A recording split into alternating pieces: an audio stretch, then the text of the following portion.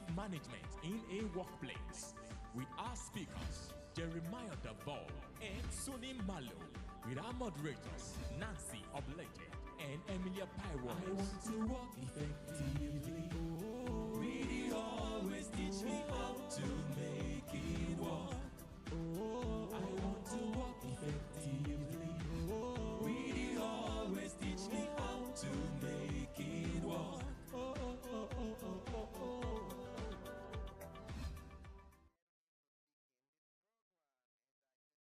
Name is Amelia Bywaters. I'm a math teacher by profession, and I lived in Beijing, China. Born in Congo, Democratic Republic of Congo. Lived in America all my life, and I've been in China for since 2015 to 7 years. Yeah, don't speak Chinese yet, but I haven't given up. I will still learn this language. I'm determined. I started classes recently, but anyway, Miss Nancy Oblet, why don't you introduce yourself formally to our audience? All right. Good evening, everybody in China. Good afternoon if you're in Nigeria. And wherever you are, I extend the pleasantries of the day to you. My name is Nancy Oblite. I am a marriage coach, a behavioral change expert. I'm the head coach of Panaceaville International. And it's always a pleasure to be here to learn, exchange ideas, and grow together. Welcome, everybody. Thank you so much, Miss Nancy, my co-moderator for this evening. Very happy to see that the internet is very well over there in Nigeria. You know, in Yeah. my native Congo, 2 weeks, every 2 weeks, sometimes we have no electricity, sometimes even 1 month.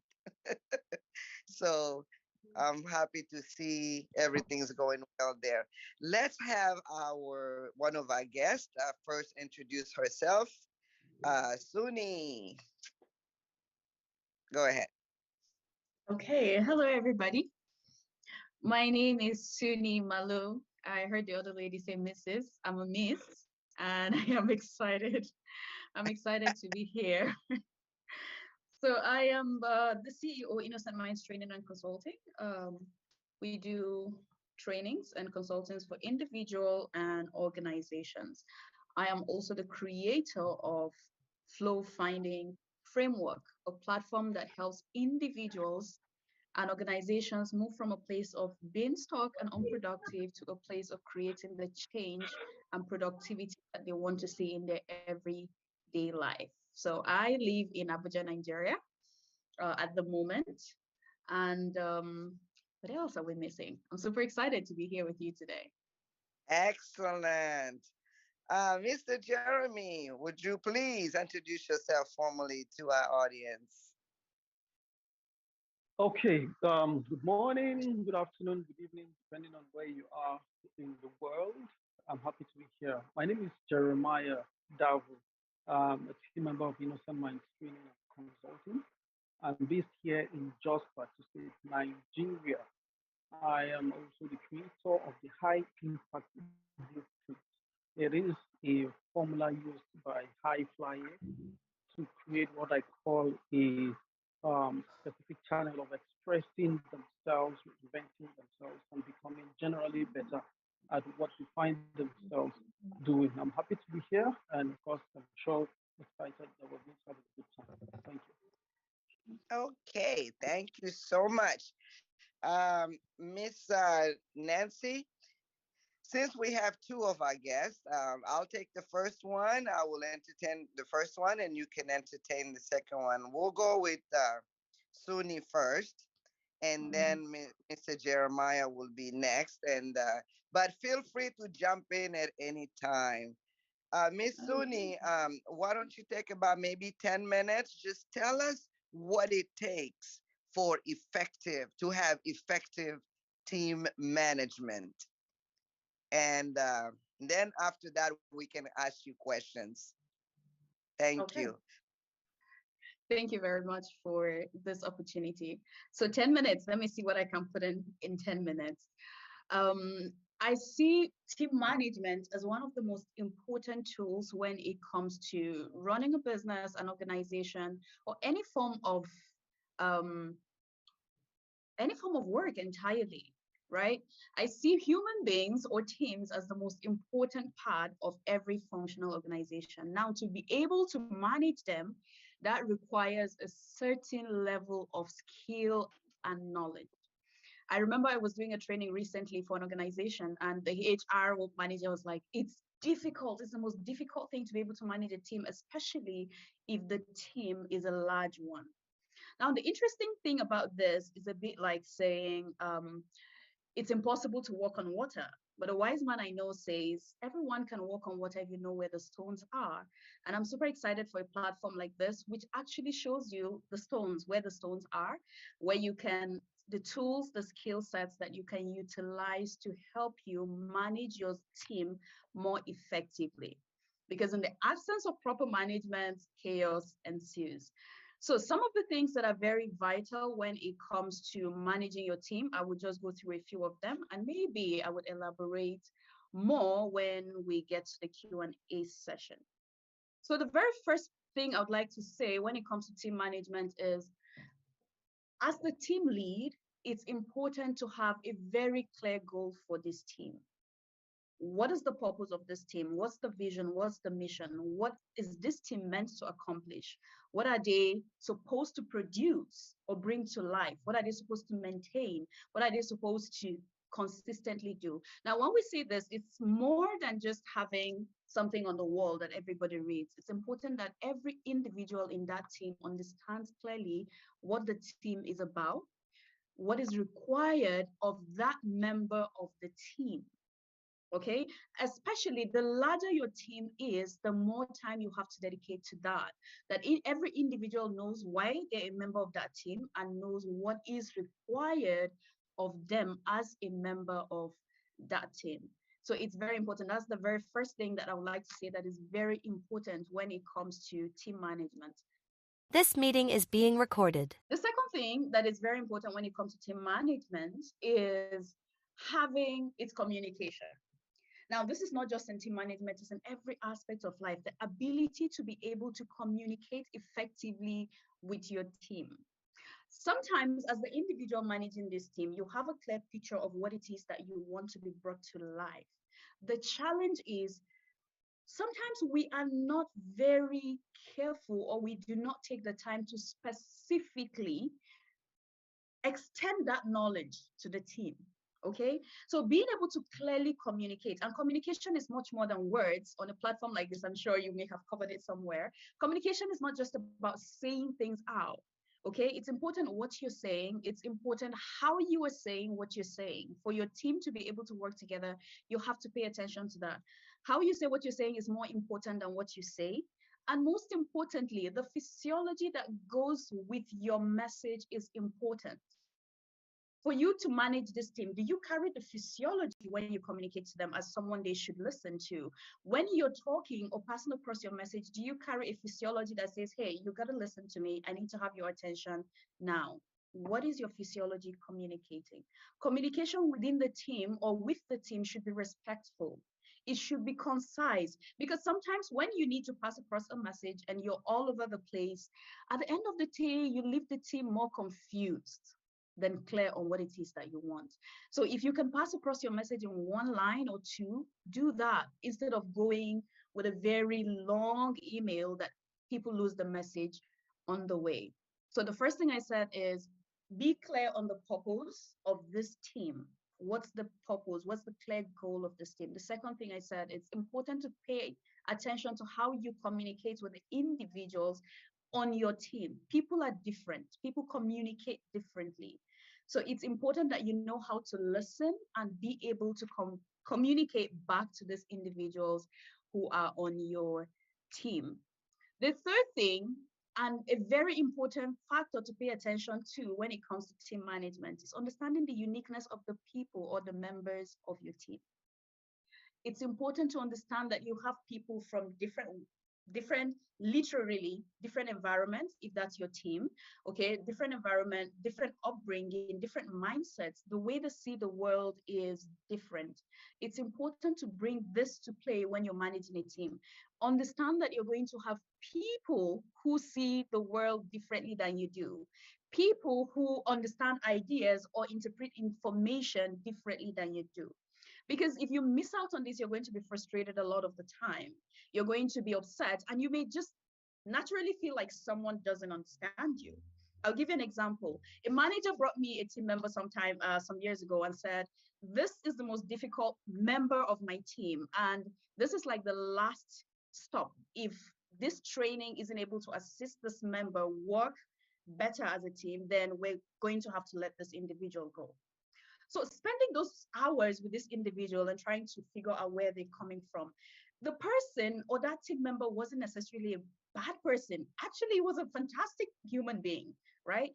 But being able, you as the manager, to understand that this person is different and understanding what is it that they need to be able to function effectively on this team is key. Because when you're able to do that, this person feels heard, they feel understood, and then they're able to sit back and give back to the team. The individual went back to their work. The boss called and was saying, "What did you do that created this level of change?" And amazingly, he stayed as long as he wanted till he voluntarily left the organization, right? So it's important that you pay attention, understand the difference between your team members. You're not going to have people who think the same way, talk the same way, or even act the same way. You may have people who are very time conscious, and then you may have those people who don't take time seriously. Now, in psychology, it's how they store time in their head. So we call them the in-time people. They show up late for meetings, they don't put in their work on time. They're not necessarily bad people, but as a manager, if you understand these differences in your team, then you're able to put in different rules for different individuals to help you carry everyone along. So let me know if you're getting what I'm saying so far, or if you need clarity anywhere. The first thing I said is, to manage a team, you need to have very clear goals. Not just you as the manager, the team needs to understand. The second, it's important to put in work when it comes to communication. Not just what you say, how you say it, and what your body language is saying when you're communicating. And not just assuming that the message was heard or understood.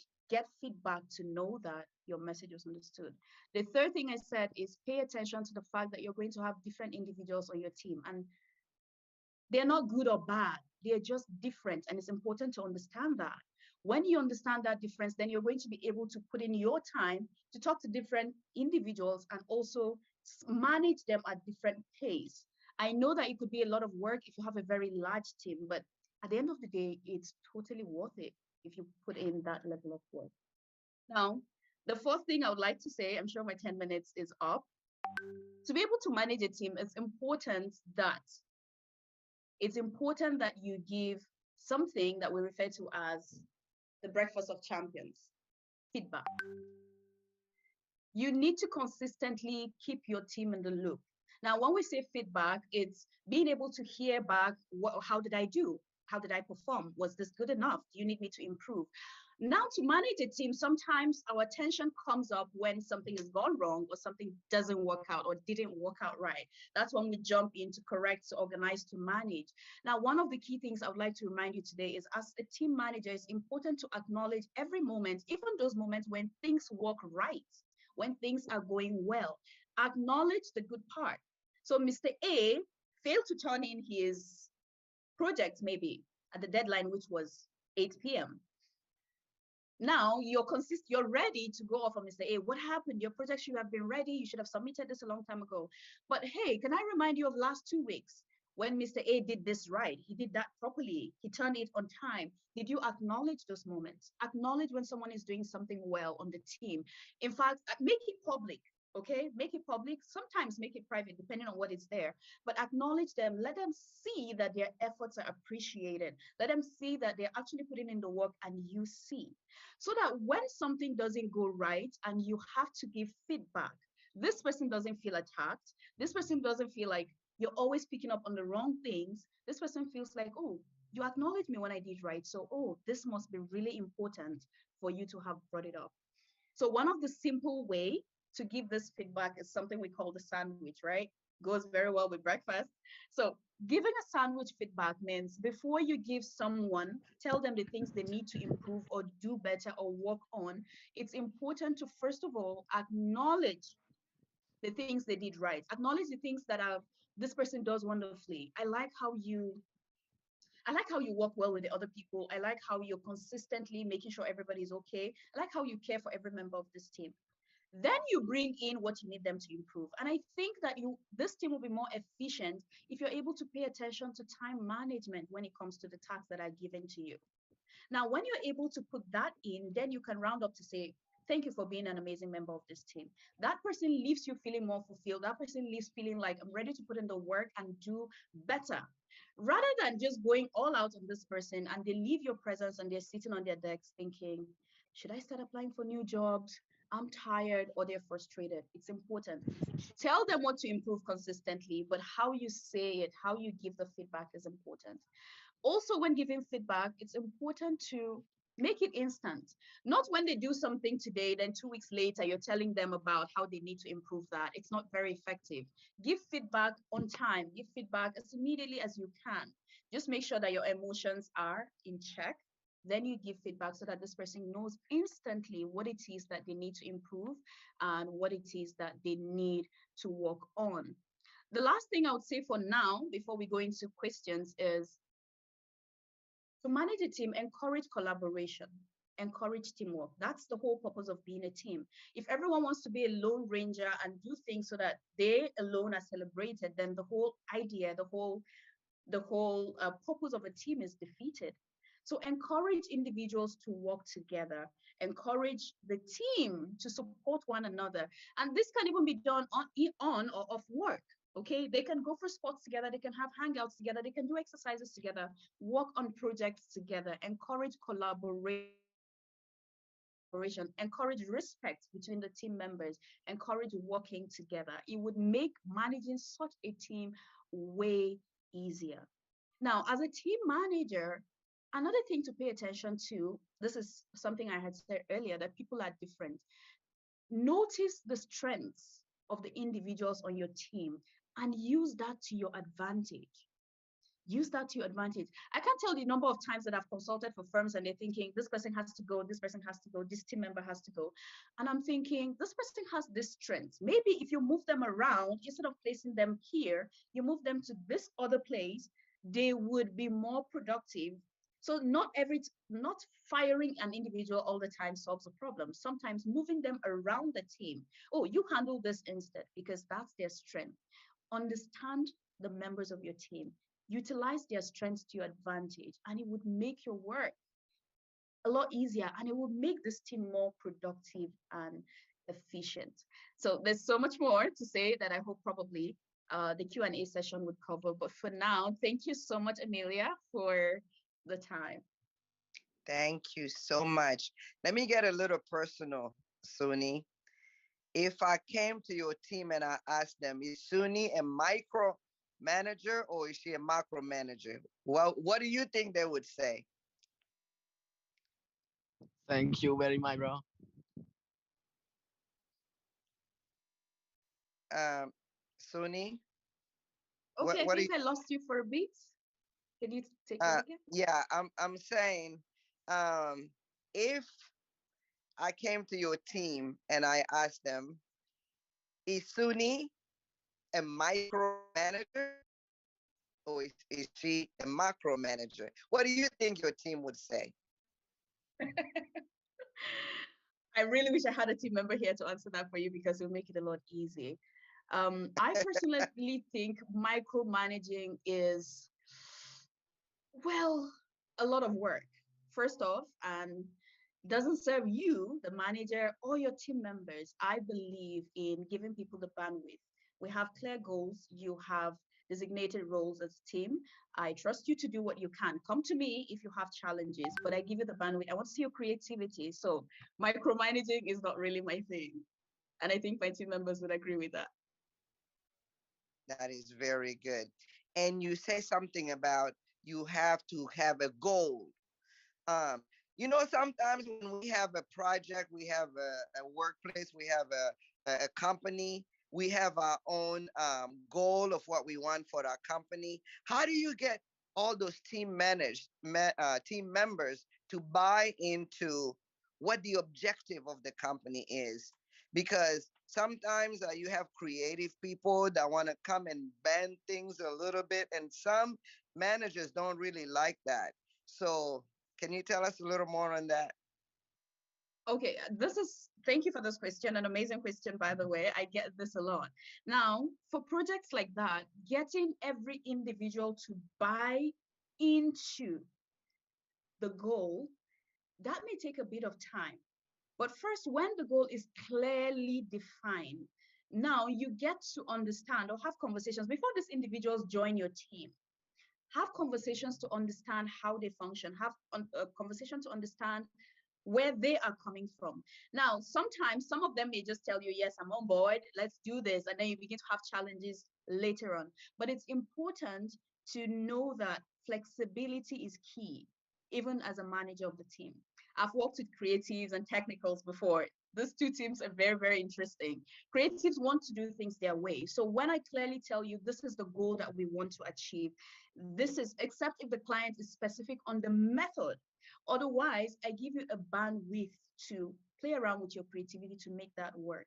But if you really do have a team member who is not willing to be flexible enough to work with you when something needs to be done a specific way this one time, then you may want to consider moving them around just for the purpose of that project.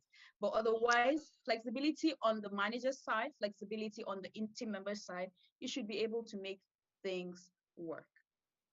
Okay. You also said something about knowing your team members. Okay. Yes. So you have a team member that does an amazing productive job. Yeah. And but yet they gossip all the time. So what do you think? Should you just let that go, confront them, and if they don't change, fire them, or just basically not even give them a chance, just get rid of that bad apple? Okay, so to answer this question, this is an interesting one. To answer this, I would like to say first things first. It's important to look at the values of this organization.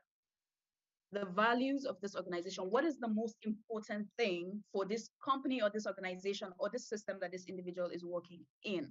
For some, productivity tops everything. So as far as this person is productive and bringing results, bringing in money, every other thing seems to be overlooked or thrown away. But you see, there are other values that there are other companies that may value, you know, respect, they may value image and all of these other things, individuals' esteem and confidence, then those kind of organizations, regardless of how productive this individual is, we want to, this is important to us. So first, I'd like to say HR should have a conversation with this individual or the team member. Have a conversation with this individual, tell them the side effects of what they are doing and how it's hindering the goal. You see why I say it's important that they know the goal and the purpose. Let them know how this is standing in the way of achieving the big picture. And if they really understand this, then it's important that they put this habit on pause. I'm not saying forever. Maybe when you go to another organization or you want to explore it, that's fine. But this doesn't work for us here. And it's important that you let this go. So have a conversation once or twice. And if it's not working for you, let them go. Sometimes letting individuals go is actually doing them a service. I've seen that work over and over, that they find somewhere else that they fit in perfectly and it works for them. So if this person is really not working for you, you've given feedback constructively, you've encouraged, you have had the talk, please let them go so that you can use your energy to fix something else. But I don't think letting go should be the first option. Have a conversation. Sometimes people don't even know that that is what they're doing, or they don't even understand the damage their actions are creating, the ripple effects it brings about. Okay, you I hope that mentioned answered your question. communication being the key to every relationship, work, team, you name it. And when you also mentioned something about not writing long and long paragraphs to confuse the people. So are you basically suggesting bullet points when So you I'm do that suggesting, communication? Yeah. now, depending on the nature or the system that you are working with. Sometimes communication happens by emails mostly, other times it happens verbally, other times it's a written memo or whatever means it is that you use to communicate. First, I'm an advocate for being concise because the more the words create the same amount of confusion as they help clarify. So keep the words as minimum, but be very specific about what you want. So if you're keeping it, if bullet points can solve the problem, please do that. Because sometimes when you go all the way, certain individuals may not read all the way and miss the important points that you have at the bottom. Others may read all the way, but because it's a lot of information, it gets lost in transit. So if you can, keep it straight, keep it direct. And if you're speaking with this person, it's important that you tell them, so we need this project concluded at this amount of time. At the level at which we're going, we will not be able to meet that. So I need you to specifically tell them what it is that you need, what it is that's important at this point, and then get a feedback. So can I be sure that we're on the same page? Do you understand what it is that we need to do now? So you hear this person feed it back to you and you know that the message has been communicated, rather than just say, oh, we need this fixed, and you assume the person understands what exactly you want. There's that Yeah. gap. Yeah, me personally, being a math major, I really don't like long memos. I'm just gonna read my introduction and that will be it.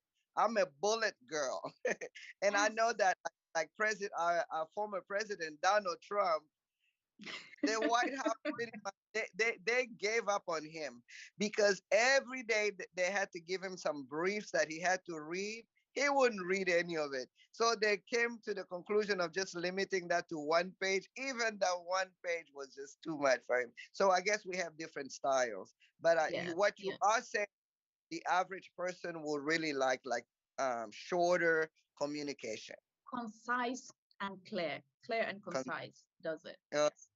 Thank you so much. If Before I we may move jump in on to here, our Emilia, don't before go you, away. We don't go away. We're gonna come back again. But Miss Nancy, why don't you ask Suni some maybe a couple of questions, and we'll get our audience involved at the end. Yeah, Miss Nancy. yeah, before we give Suni a break, I just wanted to reiterate something you said. You said that a team, we treat people as individuals in a team. So because oftentimes the idea out there is a team is a team, is a group of people. So we seem to misplace the individuality in the team and look at them as a corporate entity. I want you to elaborate more on this, how to balance this. Okay. So thank you, Nancy. That's a very important question actually, because team versus individual. I remember I mentioned individualism some in certain places in my conversation. Now, when you come in as a company, for instance, I'm using company and businesses a lot. So you have maybe the creative team, the technical team. When it comes in front of the company, you are a team as a front. So the creative did not deliver, it's the creative team. It's a team, it's one, it's seen as one. So the blame goes to creative team. Now within the creative team, when you come back, when I come back, and this is us, we sit down and we zoom in to be able to make this creative team work. We zoom into the individuals that make the team. The team is made up of individuals, and sometimes we forget that. The cake is made up of the ingredients. So it's important to pay attention to the amount of sugar, pay attention to the amount of flour, pay attention to the temperature of the oven. So individuals are like that on the team. So pay attention to what each individual or who they are and what they bring to the table. When you pay attention to this, at the end of the day, all the company sees is an amazing cake, but you know where the sugar came in. You know the temperature was regulated. You know the butter had to be there to be present. So it's important not to lose the individuals in as much as we're looking at the team. It's important to pay attention to the individuals that make up this team. If the individuals function properly, it's easy. You as a team would have a united front. You as a team will be productive. You as a team will be effective. So thank you, Nancy. Please lose the individuals within your team. There's a place to appear as a team, but when you zoom in, especially if you're managing a team, please pay attention to the individuals. It makes your work easier. I don't know if that answers your question, Nancy. Yeah, it does. Miss Okay. Nancy, Bridge Africa has a burning question before you move on. All right.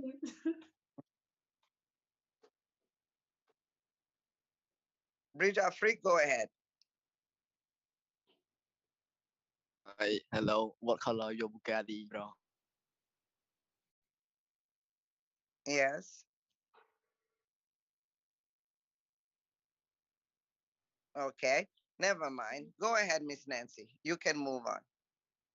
All right. So, Mr. Jeremiah, over to you. First of all, we want you to give us your own take. And then can you also narrow down to smaller teams as you speak generally on team management? Then I would ask you a few questions afterwards.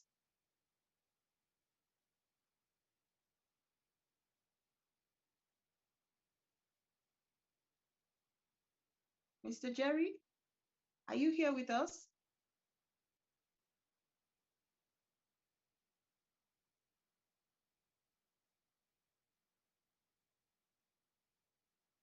Oh, he seems to be. All right, so let me ask Suni this question before he comes on board. Imagine we are having a small team or we are about to start a team.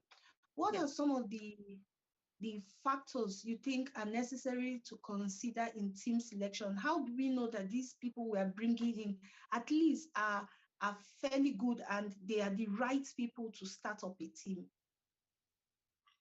Okay, that's a very fantastic question. And I wish Hello? a lot of managers. Okay. Oh, welcome back, Jerry. Just give us a minute. Yeah. So I wish a lot of managers or organizations paid more attention to this question before they dived into getting a team. It's important before you put a team together.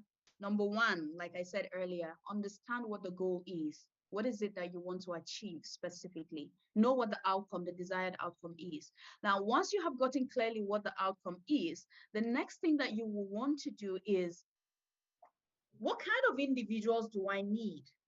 What kind of strengths, what kind of skill sets do I need to bring this to life? So when you're hiring, you're paying attention to this. So for instance, there's something called meta programs. I didn't want to throw in big words here, but it's basically boils down into how individuals act under certain conditions. So for instance, there are individuals that are more creative when, even within a very short period of time. Do you need people who work on their toes? Or do you need people who would take time to process an idea before they produce? You want to pay attention to that. So when you're hiring for your team, pay attention to what the goal is. Pay attention to what is it that you're looking for skill-wise to fill these positions. Then next, pay attention to what it is that you're looking for in other aspects. Now, not necessarily the skill. You may have someone who has the creative skill, but this person is not very good with time. This person is not very good with working under pressure. This person is not very good with working with other people. This is a very important thing to find out when you're hiring for your team. Does this person work well as a team, or do they prefer to work well? Do they prefer to work as individuals? Not everyone is a team player. I've heard people say I'm a lone ranger, and some people are truly more productive when they work alone. So if you put them with a group, they just go all over the place. They are not very productive. They don't know what they're doing there. And the lag, though they are very, very intelligent or smart, they are not very useful to you in a team. So you want to know that. But don't ask them, do you work well in a team? Then they tell you yes. So you have to find creative ways of asking them about their previous jobs, asking them to see situations under which they've worked with other people that would be able to help you. But if you don't, then you may hire an individual who prefers to work alone, and then you throw them in a team and they're not useful to you at all. Find out how others work with teams. I've seen that organizations are coming up with creative ways of doing team interviews. You come for an interview and they throw you in a team and give you work, and they're paying attention to how you work with others. Right? So those are some things to pay attention to when you're putting together for your team. Are they people who work well with others? Look at their communication. Will they communicate properly? These are the important things to pay attention to when you're hiring. So these are some of them, not all of them, but I hope that's able to help. Yes, it does. Thank you so much, Suni. Fantastic. All right, over to Jeremiah. We want to hear a bit from you. Just take a few minutes and, if possible, throw lights on some of the places we have not spoken about yet as we spoke with Suni? Okay, Nancy, thank you. Thanks for the opportunity. The interesting thing about organizations and teams, people, is that we come together for a particular goal, just like Sumi had already mentioned. Now, the thing is, we come from different places, yes, different backgrounds, different experiences, different challenges we face, and different things make up who we are at a particular time we are forming a team. Sometimes we need to also pay attention to that. In fact, not also sometimes, most times. So, for example, I was interviewing for a very big organization, and we needed someone to come up in the team to serve a couple of you know services, and we discovered that the person has strengths we would love to have use in the organization. But then some other things that showed up within him shows that we don't have the capacity to manage him. So even though he had strengths, his weaknesses we had no capacity to manage at that point in time. So we had to let him go, not necessarily because he's not good. And basically, it is because of the time the organization is at, what they are facing at that particular time. So we come as people, come together in a particular time to face particular, what will I call, particular goals with some amount of resources available. And we don't pay attention to all those things in choosing team members. And what happens next is conflict between ideas. Okay, someone is trying to propose a particular idea, and we don't have the resources, or we don't have the time, or the the idea he or she is proposing is going to take way longer time than we have available, or we need something that has to be short, and we don't have the capacity to do that. Now, we need to pay attention to that. Now, everybody who comes in a team comes with a particular goal. Sometimes we tend to assume that we have the vision and the mission of the organization clearly stated in our adverts, such that we expect people to read, understand, and then come with that in mind. I mean, people can cram your vision, your mission, come into the organization, but they have their own personal goals. We don't pay attention to that. Now, when it comes to people and what is expected of them in an organization, if what their internal and personal goals for joining the organization is not met, you begin to have friction.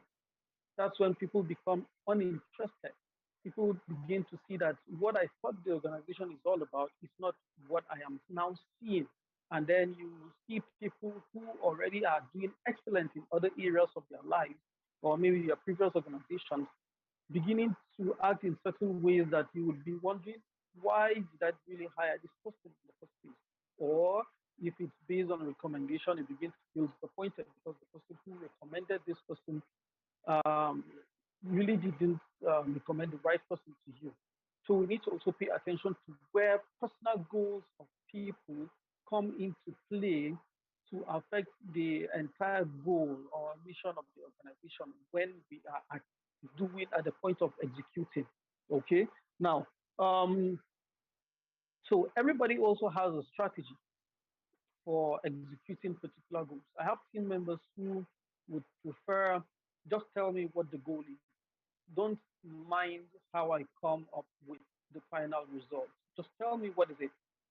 Just give me free flow to free roads to just flow and then bring up the results. Some other people also are good at working um, when it comes to deadlines, when the deadline is almost approaching. Okay. Now, Suni talked about being different. Yes, people are very different. And so the strategies we have for executing um, goals or tasks within a team is usually very, very different. We bring in extra things that we may not have seen in hiring a team member or hiring someone into the team. We begin to see it come up.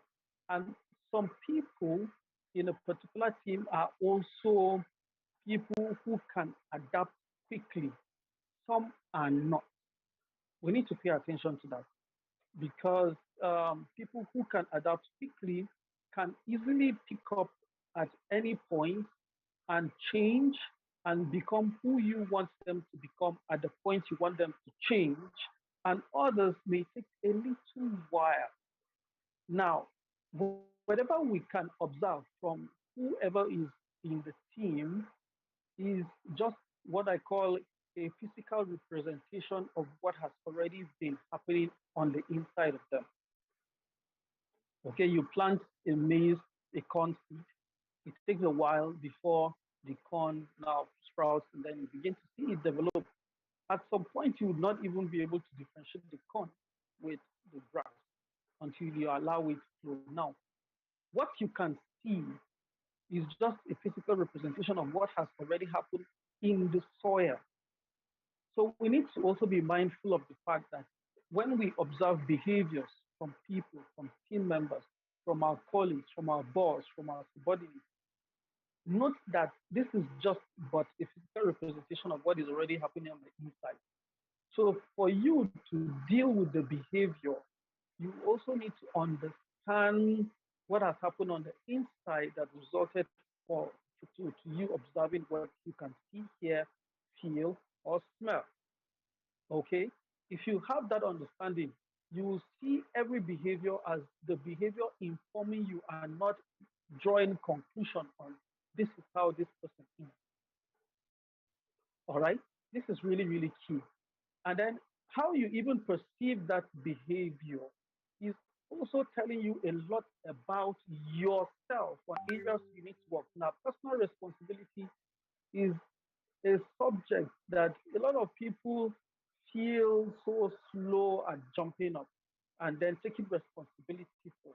Personal responsibility is also trying to say the way I am perceiving or understanding this particular behavior of this team member, what is happening even within me, because it's also an indication that something has already happened within you before you draw up the meaning that this is how this behavior is. So it's a two-way thing. Work on yourself is a call to work on your team member or the person you're observing their behavior, because it's a two-way thing. And Suni talks about communication a lot. And one of the things that we hold so dear for us when it comes to communication is the fact that you do not communicate until you hear what or see the meaning, the perceived meaning of the person you're communicating to. So communication is not complete until you understand and get that the person you're communicating to is really having a clear picture of what you are talking about. Okay, so the meaning of your communication is the response you get. This is very, very key. But then taking personal responsibility to say how I even understand this person also tells a lot about me. Now, once it tells a lot about me, and then I'm also learning about you, you would understand that at some point, the need to change would have to come to you or from me, not necessarily from that person. Okay, so it's now to say what parts of the whole process could be changed within a twinkle of an eye. A lot of time, managers, bosses feel my subordinate should change, my staff should change, you are the person working for me, so you need to change. And then they don't get the results they want quickly. They don't look at it from the perspective of, okay, what if I need to change in order to even cause the change of this other team member? That's some parts of um, behaviors within team members that a lot of people don't tend to pay attention to. So I've observed this behavior from you. I expect you to change, and you somehow lord it on them, trying to resolve a conflict between an organization, the owner and his staff. The owner was like, tell this person she is wrong. I want you to draw out judgment. Kept on saying judgment, judgment. And at some point, I had to tell the staff, please go ahead, just leave us alone. And I had to tell him, look, what if this behavior you're observing from this your staff is exactly the behavior that another organization needs? And I was like, how would you even invest in this person if they are not even ready to accept that there's something wrong with them? And he was of like, no, this person has the ability to even influence other stuff. I mean, okay, if the person can influence other stuff, it means you're not in control. This person is the leader. Okay, so the person was just so rigid and not wanting to see that there is something about his own approach that is also not helping the situation entirely. So we need to first understand we are human beings. We all bring out our identity per time. And then, of course, we have multi-dimensional ways of representing ourselves.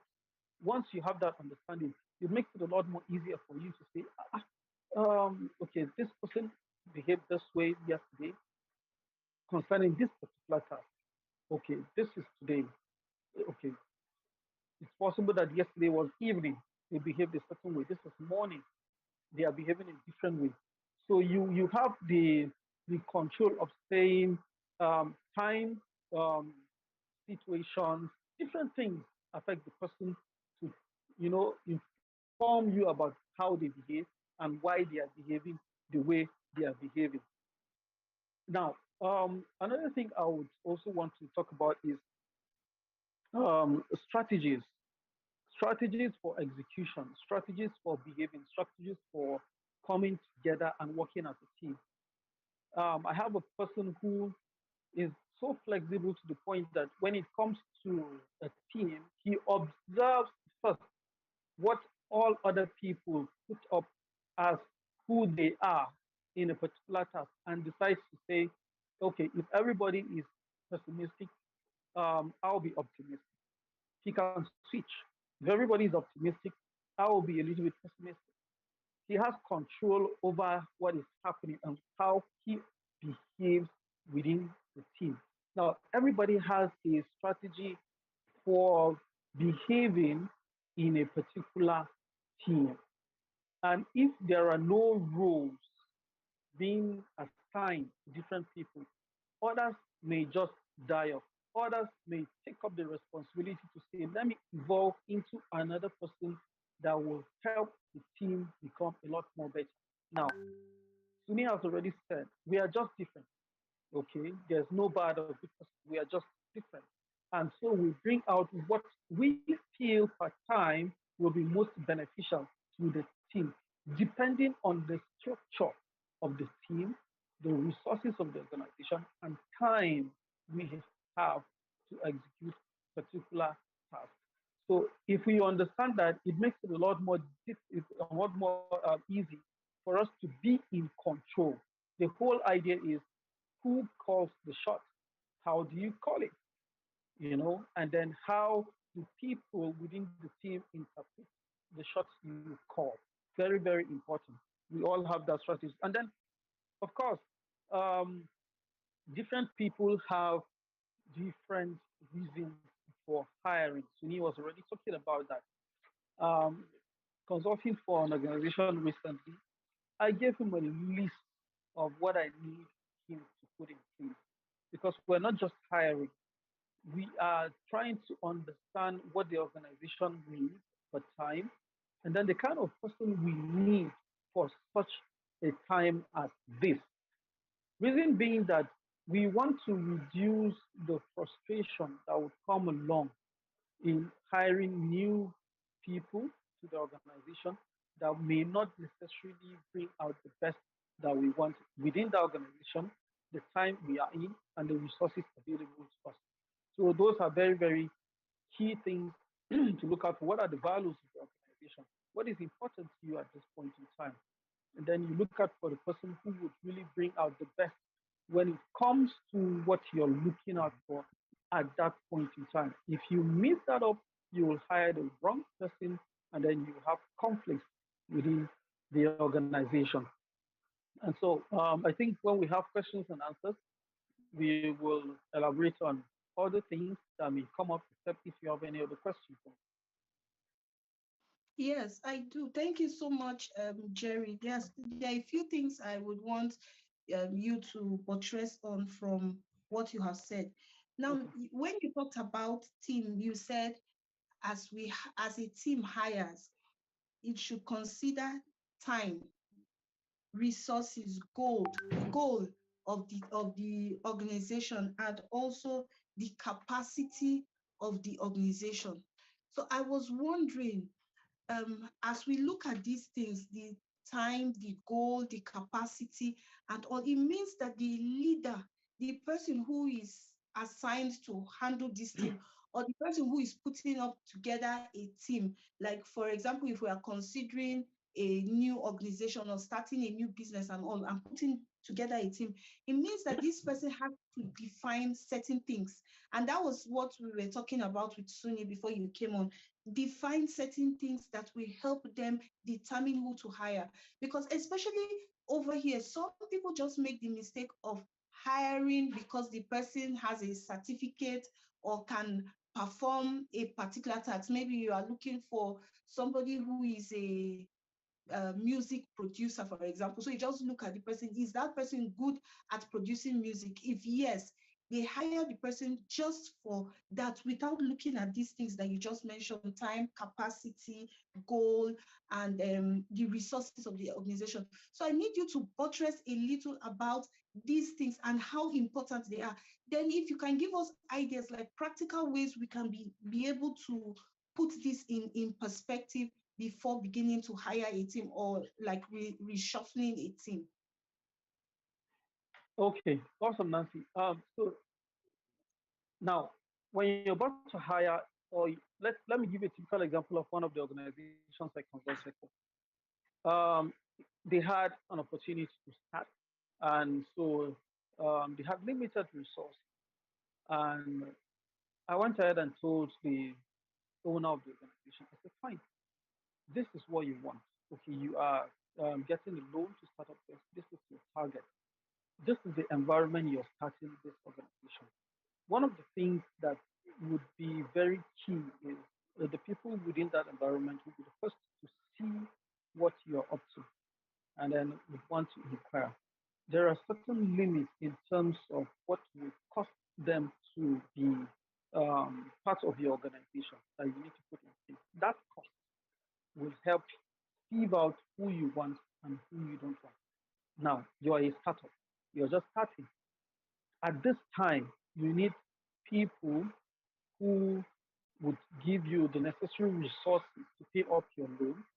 You need members of staff who would work to get the kind of results you want so that referrals could come. And then you have limited resources. Can we channel our resources to a certain group of people, advertise to them, showcase your product to them, and then this group of people would have certain incentives that would draw them to you? And it was so inexpensive.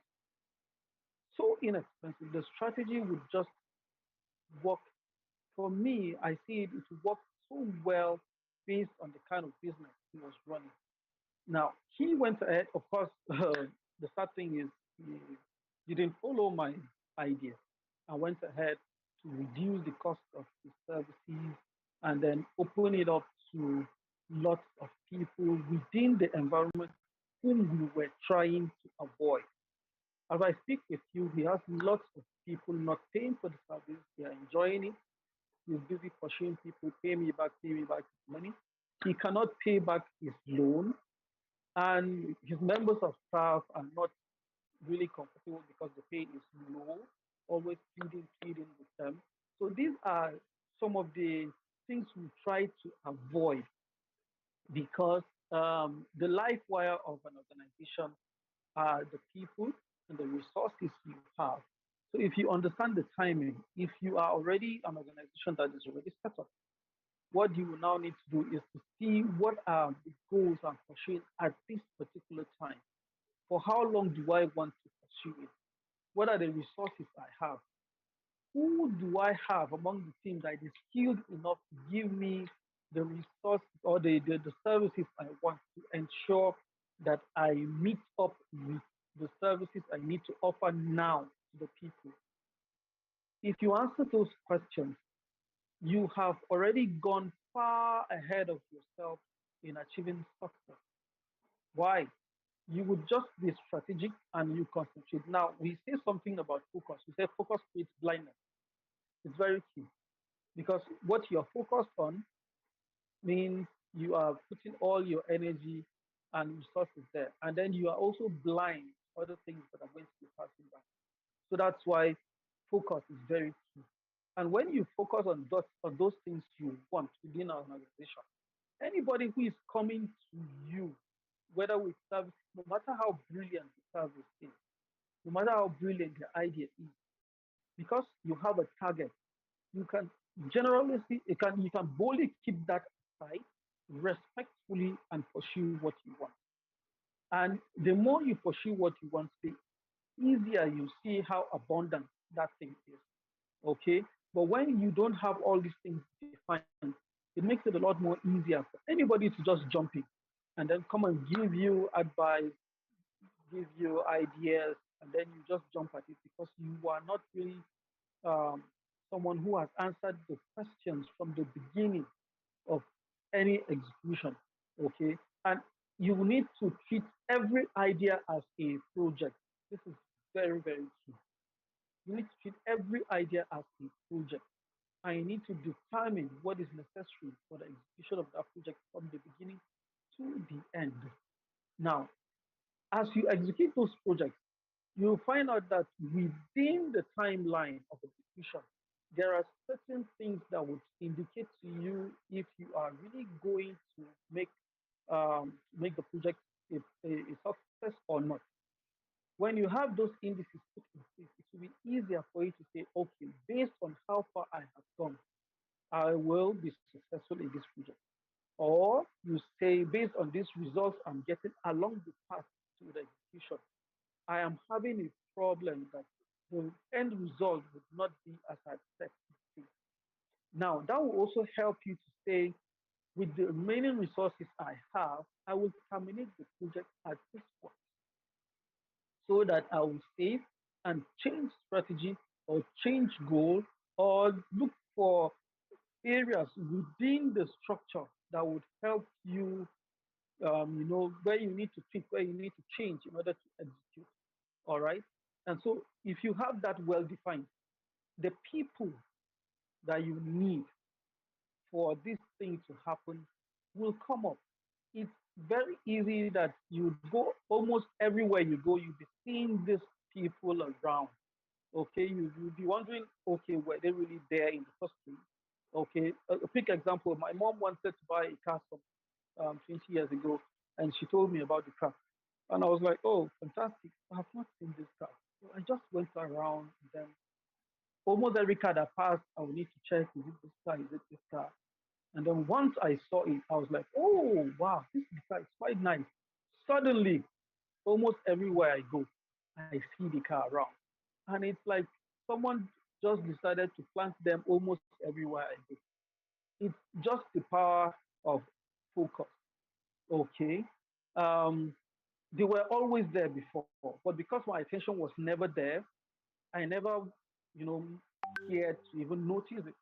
So it's like that with having your goals straight, having the process and the people you're looking for straight. When you have them well defined, it makes it a lot more easier to identify them. You see them by how they dress, you see them by how they communicate. You would perceive them in almost everywhere. And the interesting thing is, you will also find yourself tilted towards the environment that you would likely find them. So you would make it a lot more easier and faster for yourself when you define these um, principles within a particular organization so that it makes it a lot more easier for you to achieve your goal and then move on to another step. Have I answered your question? Yes, thank you so much. You did. Now, finally, because you're talking about leaders, right, and Yeah. flexibility. Now, from everything you've said, bulk of the work lies on the leader. You've talked about flexibility, developing structure. What else would be a good quality for a leader who wants to set up a team or who is to head a team, what else would be a good quality? Okay. One of the good qualities for a leader to have is the ability to be really, really calm. Yeah. Everything does not happen to you. You need to understand that as a leader. Everything happens for you. Okay. You need to be able to take feedback in different forms. It will come as what you need to pay attention to. So simple. When a team member comes to you with a complaint, they are sad, you need to look out for um, what made them see the thing you put in place as what brought them sadness. Let me see. Let me come this way. So a team member comes up to me angry because of some decisions I took. The first thing I need to do is to have an understanding that that person is not really attacking me, regardless of their approach, because I need to be calm to take that decision. That it's not really an attack on me. It is the definition of how they understood how I communicated, or how I acted, or how I behaved, or the decisions I took. So you need to be in a state of calmness, state of control, state of um, being able to receive feedback, being able to absorb what has been sent to you, digest it, and knowing that your response will also matter a lot, okay, to the growth and success of the team. The leader also needs to be flexible. Honestly, you need to be flexible. There are multiple ways of communicating to people. There are multiple ways of getting things done by people. There are multiple ways of having your organization reach a particular goal. If you're not flexible enough, if you're rigid, you will not be able to accommodate the kind of team member that would want you just define the goal, leave me to freestyle and get it done. Okay, so you need to be flexible because we say that the most flexible controls the system. So the person who controls the system, if another staff or another team member is the one who can make things happen within the organization, work with the team, and not you. You feel somebody is already in charge of defining how the team runs and not you. It means you are not the leader. Okay, and that's why my tomorrow will say leadership is situational. Okay, so you need to be one that is flexible, in control, and then knows so well that there are multiple ways of getting things done, getting things um, getting things done by people. There are multiple ways of having things done. So you need to be flexible, you need to be calm, and you need to be bold. You need to be bold enough, first, bold and honest to yourself. To tell yourself, I am not in charge. Tell yourself, I'm not right. Tell yourself, my team members are right. It needs some level of boldness, okay? And then bold enough to also address situations as they come up. Now, um, I watched the video, I can't remember, but it was some few days ago, and he talks about being honest to some people. Sometimes the situation they are in might require you also suspend your honesty or honest feedback till a time where their emotions are calm. You have you know that the conversation with them will bring out the kind of results you want to see. Okay, so you also need to be mindful of that. You also need to really understand that people are not their behavior. Yeah, people are not their behaviors. You need to separate the behavior from the person, address the behavior, ensure you have what it takes to change the behavior. Now, every behavior um, comes up with a particular benefit. Now, the behavior might be good, it might be bad, but then the person exhibiting that behavior must have seen a benefit to them. If you understand the benefit of the behavior to a particular person, and You provide an alternative way, or alternative source of behavior or behaving that will give that same benefit. It's easier to change. It's going to be easy for you to change the behavior. Okay, so um, just be informed about behaviors, separate the behavior from the person, and if possible, look for alternatives on how you can get the person have the benefits they want with the change of behavior.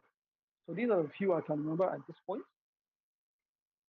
All right, thank you so much. So before I allow Miss Emilia to come back on, I have one more question to ask you. How Okay. do you handle misunderstanding?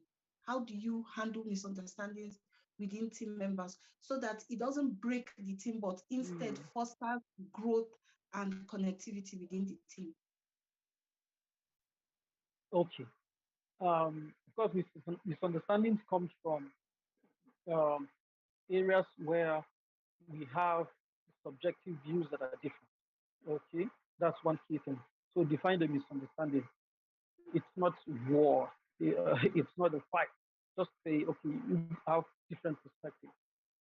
Now, when you make the two parties understand that their views are respected, um, how they see a particular thing is well respected, you give them room to also accommodate what in the first place you suggest as a solution. When you want to shut down one person in order to ensure that the person who, based on your judgment, is right, you create a wall between you and the person you're shutting down to resist even your suggestions and the likely solutions you are trying to provide. Okay, so respectfully ensure you, regardless of how you want to do it, whether verbally or with your physiology, show the people that both views are well respected and well honored. Then try as much as possible to be objective based on the particular thing you're dealing with. Don't carry yesterday's behavior or misunderstanding and bring it to you. Separate it. You may want to refer to it in your head, but ensure you don't do that in such a way that one of the parties feel you're still holding an issue against them, maybe issues which you might have solved in the past. Okay, so do that, and then, if possible, let everybody have a room or have the room to really express what they think is the right view for them. Now, I say what they think is deliberate because you're trying to show them that whatever is coming out of their head is you are a listener, okay? Not necessarily they are right, because all you're trying to do now is to take them to a place where they see that you and them are not really fighting, okay? You and both the parties are together. You need to take them to a place where um, they see you as being one, in a place where there is rapport, okay? Because you need to influence their behavior. Now, when you do that, you open them up to whatever suggestions you want to make that will be towards driving the team forward. And at the same time, you also need to set boundaries to let them understand that for this project, is it okay for them to consciously agree to set their differences aside and work? When they start that way, with a conscious effort to set their differences aside, it makes it a lot more easier for them to see how both of them are having divergent reasoning, but still are trying to look forward to the growth of the team.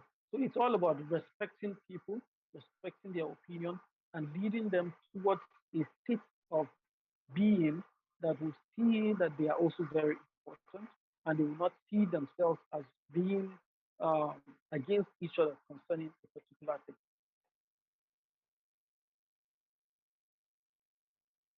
All right, Nancy. thank you so much. So you said respect, make sure that everybody in the team feels valued and important. And even when there's Yeah. disagreements, we put all this together, we would ensure that our team continues to grow harmoniously. Thank you so much. Don't go away. We have more questions, but I'll be handing over to Miss Emilia to take over from here. Thank you so much. Mr. Jeremiah, I just wanted to bring it up that there's some echo coming from your end as you speak. I'm not quite sure what it is. It could be a device or maybe a microphone that is branched on. I'm not sure how to explain it. But anyway, Oh, thank you so much. Miss, we have a question in the audience. Let's see. Sarah, just unmute yourself, Sarah, and see if you can ask your question, please. Okay, thank you for this opportunity given me to ask the question. Jeremiah, and thank you for your presentation. I've learned a lot. So I just have a scenario in a situation whereby a company has a very good vision and you have a lot of talent in that company, but then you still have some characters that may not really align with your vision, but then they have something in them that they can put in improving the company. So how can you shape those kind of characters to align with the vision of the organization? Thank you.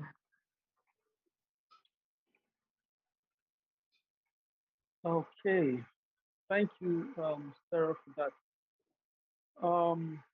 So it's all about like I also would say, I want to repeat the time you have available and the resources available. We've had some organizations spend some of their team members who have been notorious in particular um, areas, send them for training because they feel the training will do a lot. In fact, we've had an organization in Lagos send us some of their team members who they were already fed up with them. They wanted to just throw them away, sack them. Okay, and after the training, those team members, one of them even grew to a managerial position.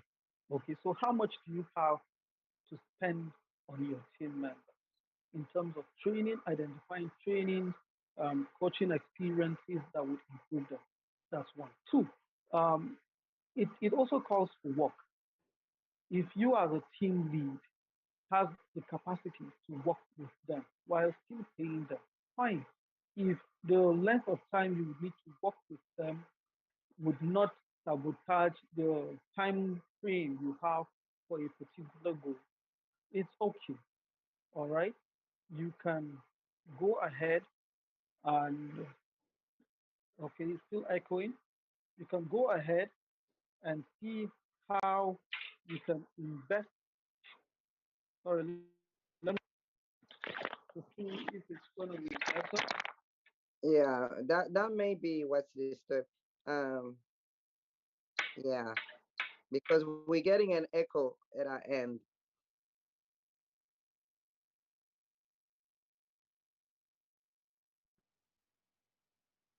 Can you hear me now? Yeah, Is this everybody is hearing this is me? much better. No more echo. Yes. Okay, okay, awesome. All right. So, how much resources are you willing to invest in the training and coaching process of that team member? Because the skill they have that is valuable is still needed. Okay. So, it needs, because the thing is this, you could also send people for coaching, for training, and they are still stubborn on their ways. They still want to maintain who they are. Honestly, we need to have another new team member. If you have the capacity to change that person, or if you have the capacity to also transfer the person to another department just for the sake of this project you have at hand, please go ahead and do. Okay, it calls for a really bold decision because you would also need to know if you have the capacity to manage that person's behavior within that time frame you have the project to be executed. If you don't have, if you're running against time, running against resources, you may have to excuse that person from that team. If you are not the team lead or you don't have the power to do that, you may want to recommend to your team lead or other people in the organization that have the power to do that, to say, based on the working relationship we have with this person, we will not be able to carry this project to the expected end, and give your honest feedback. Whatever happens afterwards, it's not your responsibility now, because you've given adequate information about the friction that is going on between you and this team member. So send the person for training, have the person have one-on-one coaching to improve the behavior. If you have the skill, help the person become a lot more better with good rapport. Within short time, you have that. If that is not going to happen, you could have the person changed to another department or even excused from the organization. Thank you so much. We have a question, Mercy, in the audience. Please unmute yourself, and maybe Suni, you can answer this question from Mercy. Go ahead, Mercy.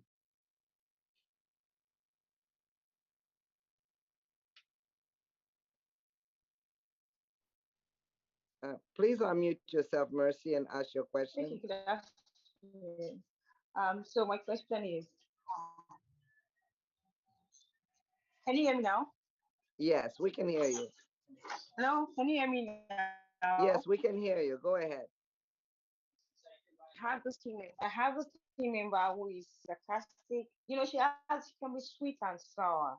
So, subtly bullies others. And, when we get new employees, she just turns their mind against the management. She just feeds them lies, and, they start reacting. And now this person has also worked, in the organization for 8 years. And so she pushes back, and we've organized emotional intelligence training, a lot of training back and forth, and nothing changes. So how do you move on with that person? I've been on this call. I had some of the things that Mr. Jeremiah said about if somebody influences others, then you're not in control. So I want to know what how do I move on from here, with this person who pushes back, and it's just plain has different kind of attitude that would not move the team and the work forward. So that's my question. Suni, why don't you answer that one? And then after Suni finishes, Mr. Jeremiah, you can also give us your take on that. Okay. Thank you, Mercy, for that question. You'll be amazed at how often I get this kinds of questions, actually, because like Jeremiah mentioned, one person has a way of, it's like, putting something in the water and everybody drinks. So it has a way of spiraling down to other members of the team. Now, my question is, Mercy, to be able to help me answer this properly, is this someone, a member of the team you manage, or is there some kind of gap in hierarchy between you and this person? Are you above the person, or are you all team members? That would kind of give me an idea. Are you here, Mercy? Uh, yes, she's a member of the team I manage. She recently became okay. So I recently assumed a position that made her become my team member. So first she had been all like this all the while, and me also becoming a manager now makes her makes it more difficult, more difficult. Mm. Okay, thank you for that clarification. Very important, because this ties down to one of the questions you sent to me earlier, Emilia, that especially if this person is coming on your team newly and she's been in this organization for 8 years, a lot of things could be at play here. A lot of factors are at play here. There's the feeling of, why are you my team lead right now? I know you. Why are you above me? There's a whole challenge of power and a lot of other things going here. Now, you managing this team places you in a position of power. In some other way, you are not also the final say. So if I'm to find myself in this situation, these are the possible ways that I'll handle it. First of all, I want to build rapport. It's very important. People like to be heard, people like to be seen. And you may have heard this before, there's no such thing as negative attention. So sometimes team members throw such tantrums because they want some kind of attention given their way. So as a team leader, it would help you. It's not very pleasant, but it would help you if you take out the time to build rapport and connect with this person. You want to know what makes them tick. You want to know what they're about. You want to just have an idea. step into their space a bit and understand. Now, it will be a bit difficult if you have a very big team, but if you can, build rapport, connect with this person, understand what is it particularly that you need that would help you be able to function better in this team. Now, when others are affected, I think it's important that you take it a step further to say, this is who I'm having on my team. This is how this is affecting other members of the team. Because at the end of the day, the bigger picture is affected. And if the organization gets to see this is how much this person brings to the table, it's not just about how long you've been in the organization at the end of it. It's this is the value this person is bringing to the table, but also this is the deficit this person is causing the company, the organization. And I'm assuming you may have had talks, you have had trainings for this individual, HR have had conversations, and maybe even counseling units, right? Have sat with this person. If you've done everything that you can, maybe take it upstairs, take it to the next position to say, I think it's time that we weigh the value this person is bringing and the hurt and damage this person is causing to see if it would serve us better to let this person go. Or another way to handle this is, like I said, not everybody belongs in a team. But this person doesn't only seem to be poisoning the team members, it seems to be poisoning everyone who comes in new to the organization. So a decision can be made about that. Is the value they are bringing worth the cost to the organization at the end of the day? That decision to be made. But for you as an individual, it'll be important if you take a step to build rapport, to connect. I've seen this play a lot of times that the people who are at loggerheads end up being on the same team. It takes a bit of time and a bit of effort, but it works. Build rapport, let this person feel heard. Let her know that, hey, we are not against each other, we are playing the same team here. And it doesn't happen by confrontation.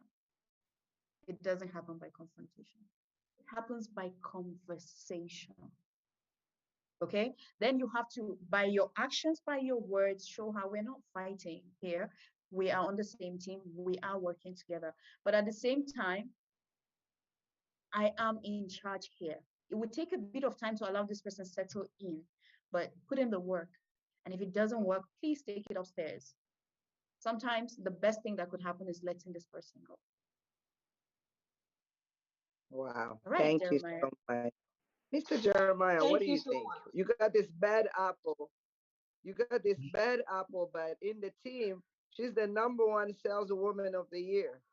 What do you Hmm. do, Mr. Jeremiah? Okay, it's quite a difficult one. She's been there for 8 years. Like Sony said, there could be a case of power tussle, which some people might not have the skill to really handle that. And then you are the team lead.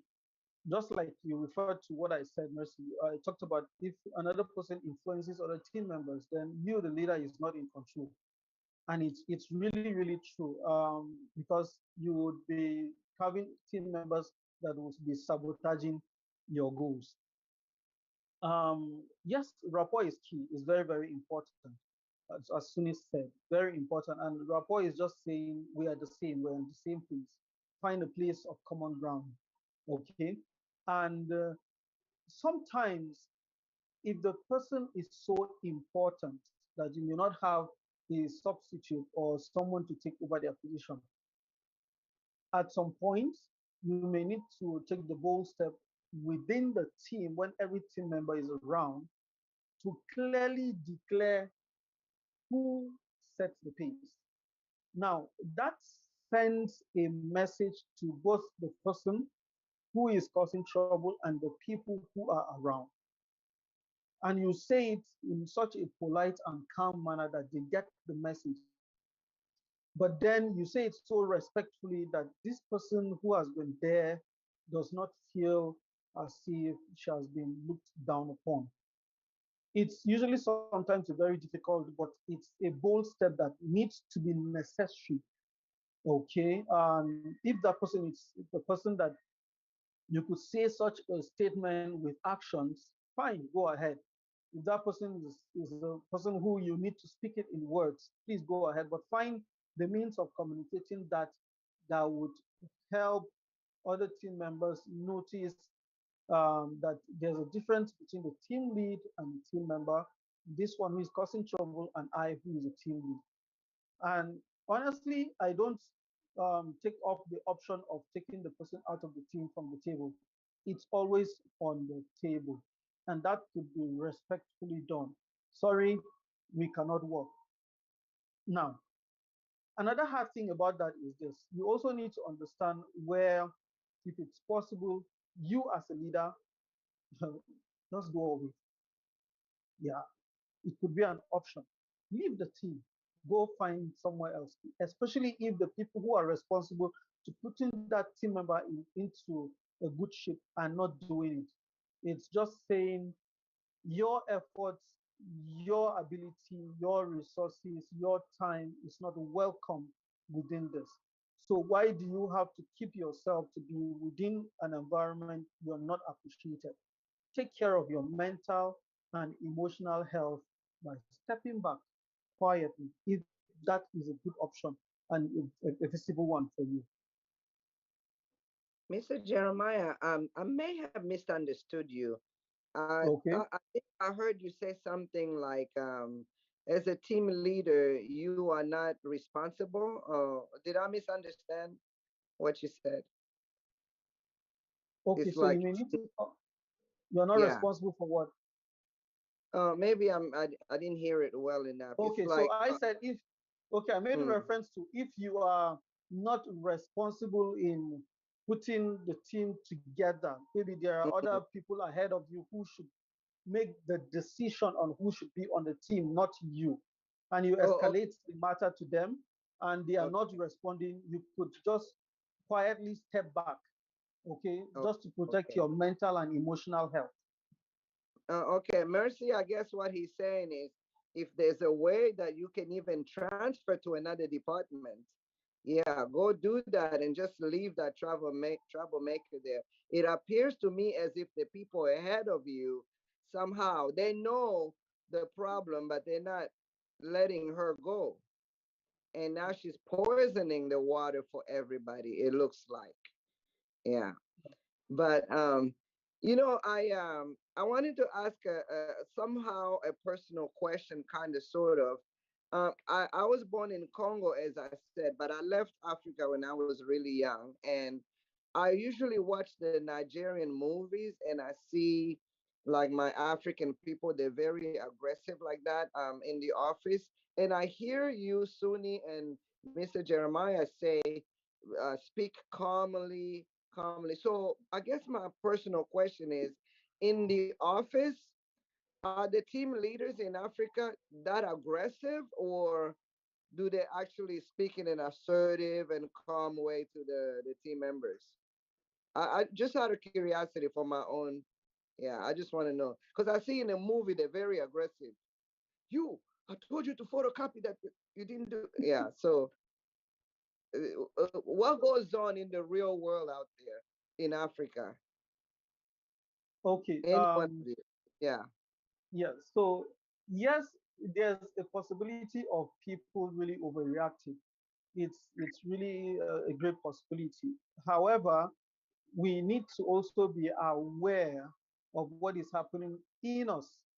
Like I said in the beginning, every behavior you can observe with your five senses is an indication or just a physical representation of what has already happened on the inside. So it's okay if you speak harshly today. You need to be aware of the fact that you spoke harshly.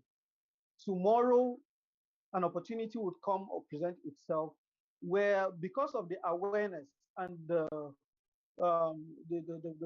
flags you've seen that made you speak harshly, because you are now aware of it, you could also be intentional